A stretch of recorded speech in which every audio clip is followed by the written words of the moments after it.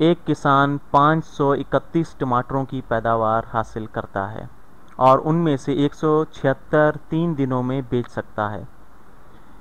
अगर उसकी रसद 176 टमाटर कम हो जाए तो 3 दिनों के इख्तिताम पर उसके पास कितने टमाटर बचेंगे।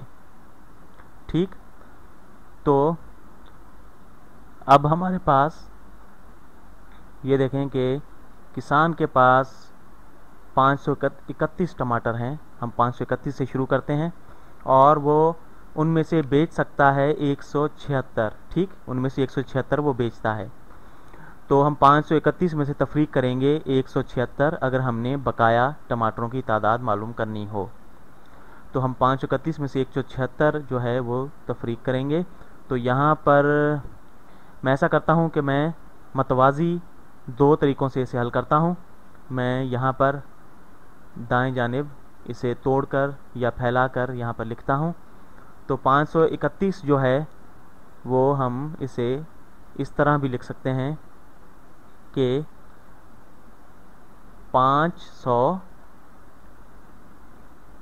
जमा 30 जमा 1 और 100 तफरीक करते हैं 176, तो तफरीक 100 तफरीक 70 तफरीक 6। ठीक, तो हमने इसे इस तरह तोड़कर लिख दिया। तो अब हम 531 जो है 531 500 जमा 30 जमा 1, क्योंकि हमने इसे तोड़कर लिख दिया है। तो अब हम 531 में से 176 जो है वो तफरीक करते हैं। यहाँ पर मैं लकीर डाल देता हूँ। तो अब हम एक में से हमने 6 तफरीक करना है। तो यहाँ पर भी देखें, एक में से 6 करना है। तो एक जो है वो छोटा है 6 से, तो हमने बाईं जानिब से जो हिस्से हैं इनमें से कोई हिस्सा लेकर जो है उसे रीग्रुप करना है इकाई के साथ। तो यहाँ पर 30 में से हमने 10 ले लिए जो हमने इस इकाई को दे दिए। तो एक जो है वो 11 हो गया और 30 जो है वो 20 रह गया। तो यहाँ से हमने 30 से जो है 10 जो है वो हमने इस इकाई को दे दिए। तो इसी तरह जो 3 है इसमें से ये 1 ले लिया हमने, तो ये 2 रह गए। तो 1 जो है वो 11 हो गया। ठीक, इस तरह हमने ये उधार का अमल यहाँ पर किया है। तो अब 11 में से 6 जो हैं वो आसानी के साथ तफरीक हो सकते हैं, क्योंकि 11 जो है वो एक बड़ा अदद है 6 से।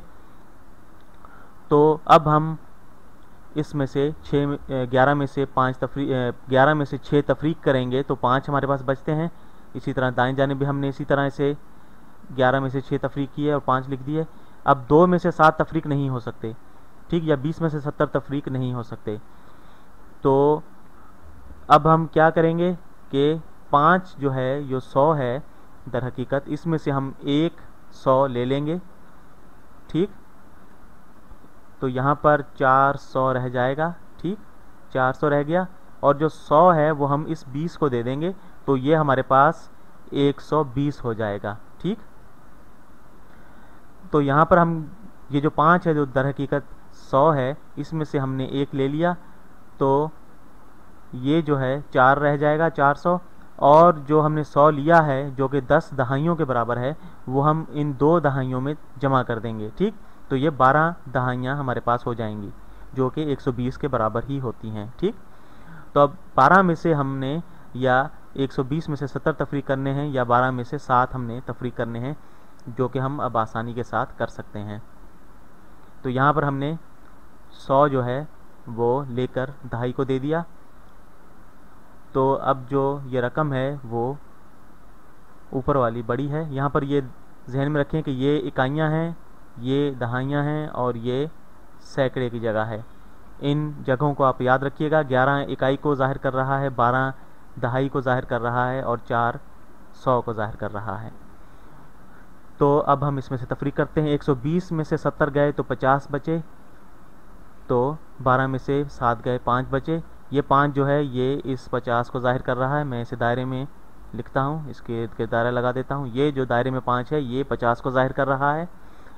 तो अब हमने 400 में से 100 तफरीक करना है, तो हमारे पास 300 बच गए। इसी तरह 4 में से 1 तफरीक किया तो 3 बचे, तो हमारे पास जवाब आ गया 355। तो किसान के पास 531 टमाटरों में से 355 टमाटर 3 दिनों के बाद बचे, या यूं कहें कि 300 जमा 50 जमा 5 टमाटर उसके पास बाकी रह गए।